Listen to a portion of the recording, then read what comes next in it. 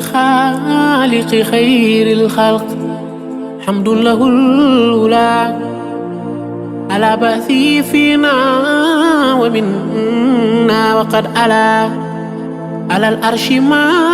ألا أولى ساكن الألا حق عباد الله بالمجد والأولى حبيب به يقتل الإله ويقلو يتال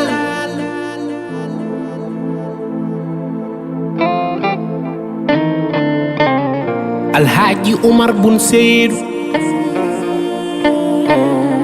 تبنا كوي هيتان 1797 to halwar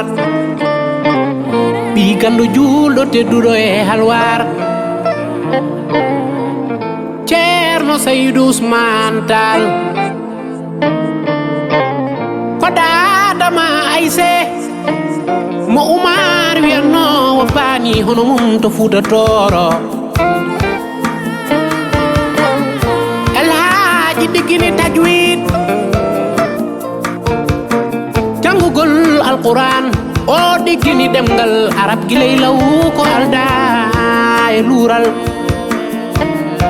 ɗum woni sababu o haawi ceerno makko o yimmi Fouta Toro o feewi Fouta Jalon o fowndiri ɗanle fodde duuɓi nogas hakkunde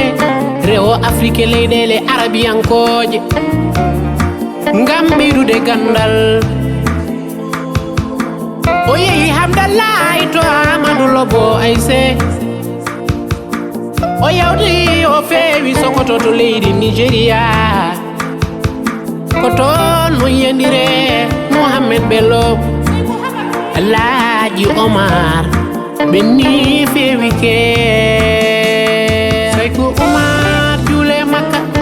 do juule Madina duwi may qabri Rasulillah Sayku Oumar juule Makka do juule Madina duwi may qabri Rasulillah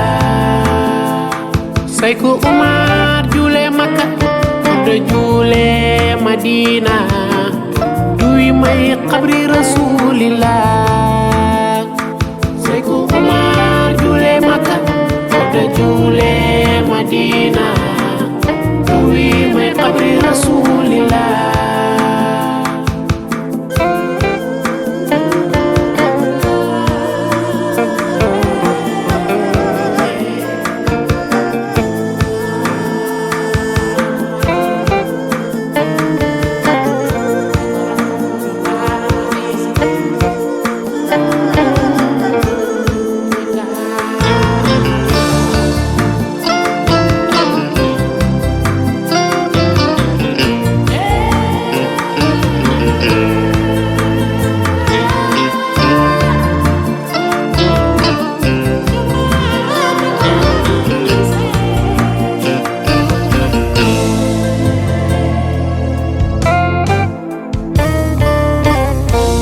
Cerno Bashiru bun Muntaka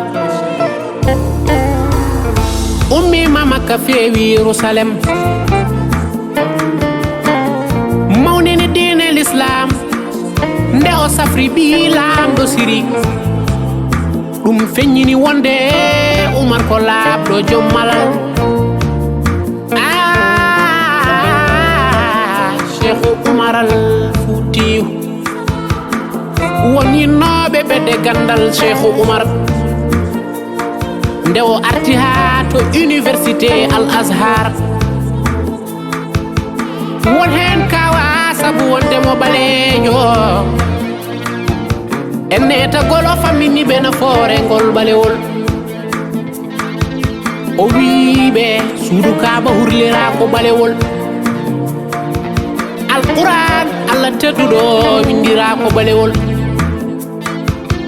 Bilal Habashiyu noddini e yamirore ɓurnaɗo Seydina Muhammad Rasulillah Rasulillah Rasulillah yonen Ya Habiballah sayi ko Oumar wiiɓe hay sukulu ndundu jiyeten ko ɓaleeru oto jejjite ko ɓaleeri gite saabi eɗen mbaawa sertinde ko jiyeten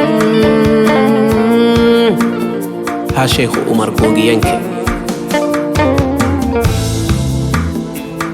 say ko Oumar juule Makka oto juule Madina duwi may qabri rasulillah say ko Oumar juule Makka oto juule Madina duwi may qabri rasulillah say ko Oumar juule Makka oto juule Madina duwi may qabri rasulillah